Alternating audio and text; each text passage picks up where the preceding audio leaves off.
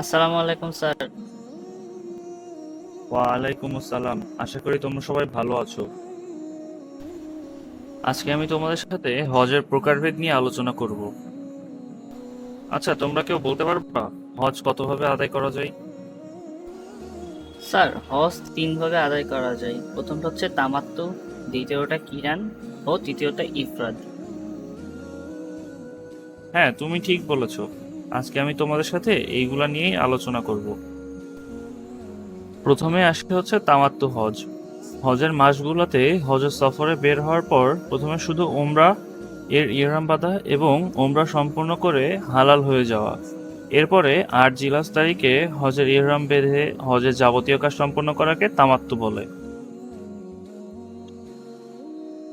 Sir, তাহলে এই হজ কিভাবে পালন করতে হয়? হজ পালনকারী হজের মাসগুলোতে প্রথমে শুধু উমরা এর জন্য তালবিয়া পাঠের মাধ্যমে ইহরাম বাঁধবেন। তারপর তাওয়াফ ও সাই সম্পন্ন করে মাথা মুন্ডন অথবা চুল ছোট করার মাধ্যমে উমরা পালন সম্পন্ন করে ইহরাম থেকে হালাল হয়ে যাবেন এবং স্বাভাবিক কাপড় পরে নেবেন।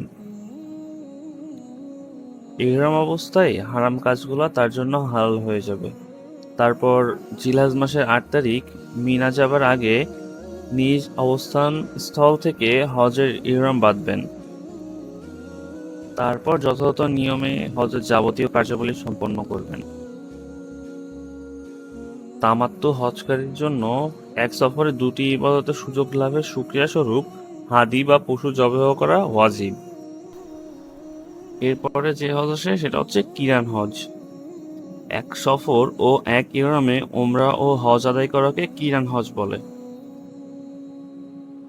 অর্থাৎ হজের সফরে ইহরাম বেঁধে প্রথমে ওমরা আদায় করা এবং ওই ইহরাম থেকে হজের নির্ধারিত দিনে হজের কার্যাবলী সম্পন্ন করাকে কিরান হজ বলে। স্যার, এই হজ কিভাবে পালন করতে হয়? প্রথমে মিকাত থেকে ইহরাম বাঁধার সময় একই সঙ্গে হজ ও উমরার জন্য লাব্বাইকা ওয়ামরাতন ওয়া হাজ্জান বলে তালবিয়া পাঠ করতে হয়। তারপর মক্কায় পৌঁছে প্রথমে উমরা আদায় করা এবং ইহরাম অবস্থায় মক্কায় অবস্থান করতে হয়। অতঃপর হজের সময় ৮ জিলহজ ইহরাম সহ মিনা, আরাফা, মুজদালিফায় গমন এবং হজের যাবতীয় কাজ সম্পন্ন করতে হয়। কিরান হজকারীর জন্য এক সফরে দুটি ইবাদতের সুযোগ লাভের সুক্রিয়া স্বরূপ হাদি বা পশু জবাই করা ওয়াজিব। এরপরে আসে হচ্ছে ইফরাদ হজ। হজের মাসগুলোতে শুধু হজের ইহরাম বেঁধে হজের কার্যক্রম সম্পন্ন করাকেই বলে ইফরাদ হজ। আর এই হজ পালনের ক্ষেত্রে হজের মাসগুলোতে শুধু হজের ইহরাম বাঁধার জন্য লাব্বাইকা হাজ্জান বলে তালবিয়া পাঠ শুরু করতে হয়। এরপরে মক্কায় প্রবেশ করে তাওয়াফে কুদুম অর্থাৎ আগমনী তাওয়াফ এবং হজের জন্য সাই করতে হয়।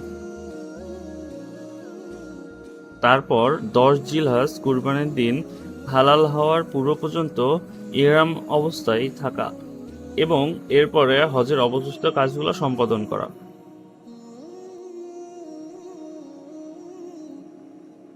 আচ্ছা, তোমাদেরকে যে এতক্ষণ ৩ প্রকার হজ সম্পর্কে ধারণা দিলাম, এর মধ্যে সওয়াবের দিক থেকে সর্বোত্তম হলো কিরান হজ।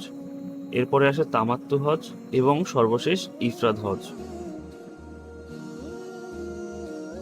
তবে আদায় সহজ হওয়ার কারণে অধিকাংশ বাংলাদেশী তামাত্তু হজ আদায় করে থাকেন। আর যারা অন্যের বদলি হজ করতে যান বা যাদের অবস্থান মিকাতের মধ্যে, তারা সাধারণত ইফরাদ হজ করে থাকেন। এছাড়া কিছু সংখ্যক হাজি কিরান হজও করে থাকেন, এদের সংখ্যা খুবই কম। তবে ইহরাম দীর্ঘায়িত হওয়ার কারণে নিষেধাজ্ঞাবলী সঠিকভাবে মেনে চলতে না পারার আশঙ্কা থাকলে হজে তামাত্তুই উত্তম। আচ্ছা, আজকে তাহলে এই পর্যন্তই থাকুক। পরবর্তী ক্লাসে আমরা বদলি হজ নিয়ে আলোচনা করব।